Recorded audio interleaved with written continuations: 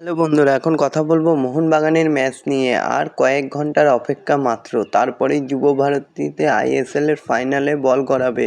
ঘরের মাঠে মোহনবাগানের লক্ষ্য ত্রিমুকুট জয়। শনিবার সন্ধ্যায় বহু ইতিহাসের সাক্ষী থাকতে চলেছে সবুজ মেরুন মুকুটে নতুন পালক জুটতে পারেন একমাত্র মোহনবাগান, যদি তারা সফল হতে পারে।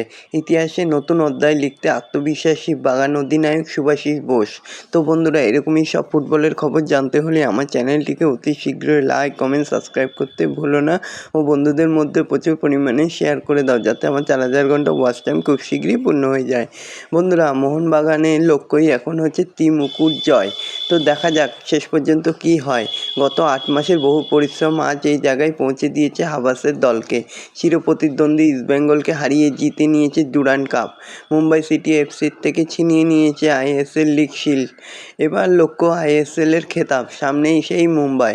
লড়াই অবশ্যই কঠিন হতে চলেছে, কিন্তু লক্ষ্যে পৌঁছাতে মরিয়া শুভাশিস এবং হাভার্স।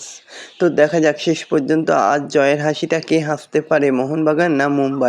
তোমরা কে তা কমেন্ট করে জানাতে ভুলো না। আমি তো মোহনবাগানকেই সাপোর্ট করব, তোমরা কাকে তা কমেন্ট করে জানাতে ভুলো না।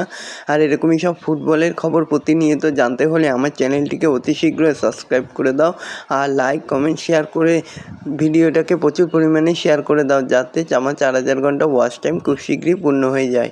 ধন্যবাদ সবাইকে।